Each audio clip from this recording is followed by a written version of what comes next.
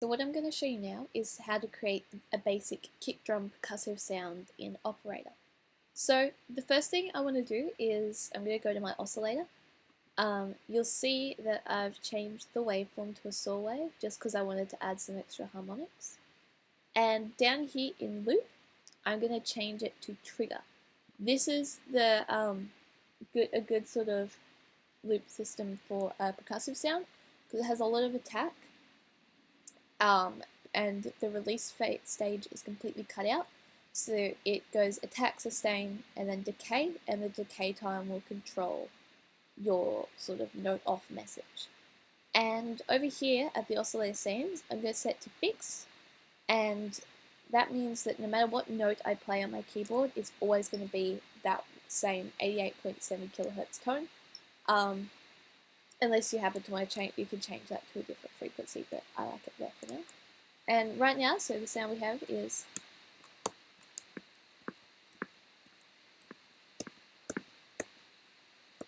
the LFO is really annoying.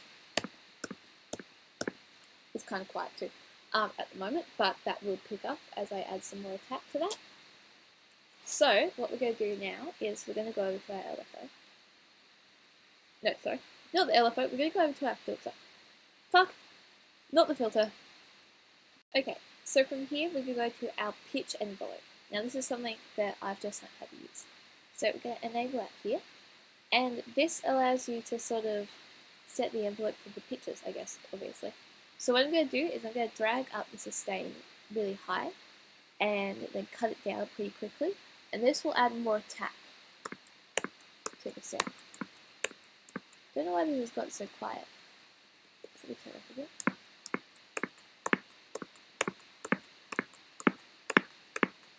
Like that. And when I turn it off. Oh, just realised why that wasn't working. I've got to turn the pitch envelope's percentage up, so this is how much it affects the sound. So I was listening to that going like, hang on, there's no discernible difference here. So, this is with, and this is without. So I think that's a bit sharp, so I'm going to take that down a bit, because I only just want that little bit of extra definition.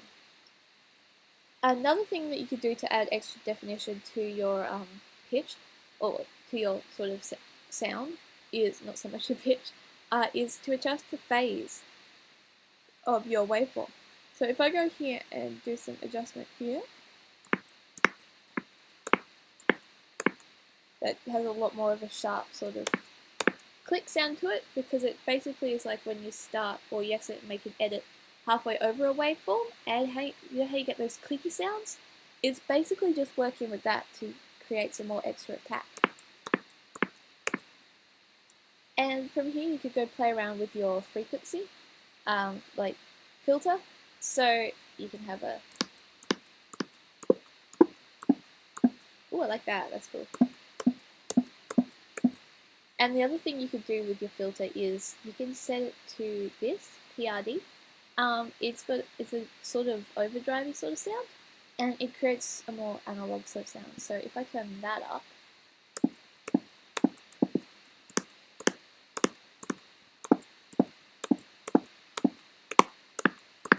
it's a bit strong, and yes, I know it is clipping over there on the master, it's just for demonstration purposes.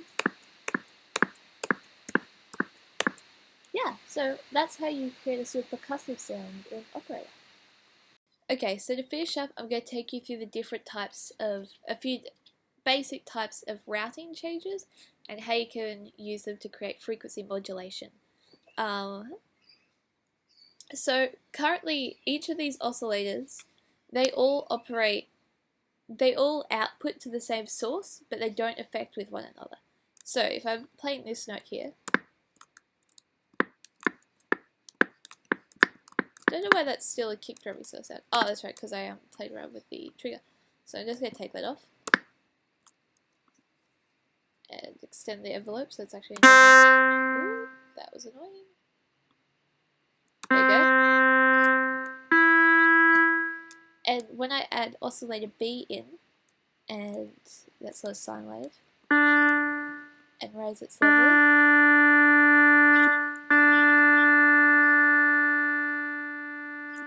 you'll see that they work together. They all output to the same place, but they don't affect one another. So this is routing in parallel. What I'm going to show you how to create frequency modulation uses this kind of routing here. The boxes vertical down.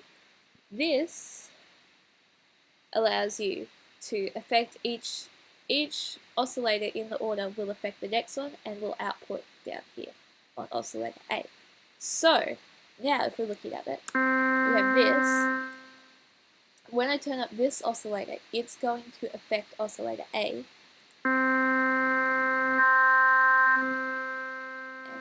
the tone of it. And what you could do here is you could do some weird stuff where you like detune it. So let's have a look here. That is not too nice.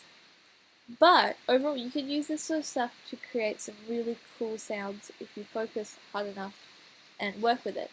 The thing to remember is this oscillator on its own is not audible without oscillator A. So if I take that off, it's just silent because its output is affecting that one, rather than going to an output source itself.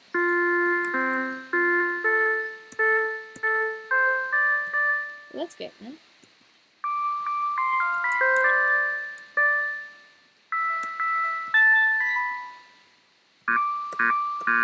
Ooh, that sounds gross.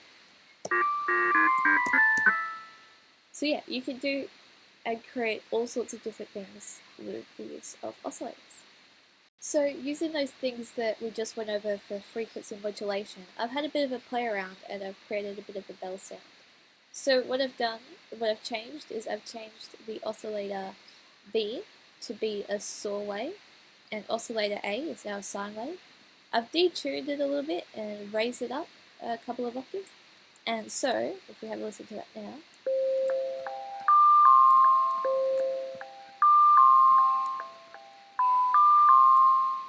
so yeah, that's how you can create bell sounds using your operator. And of course, for all of this stuff, your filters and LFOs and pitch envelopes operate just the same as they would if you're just using a single oscillator. So yeah, I hope that helps. Bye!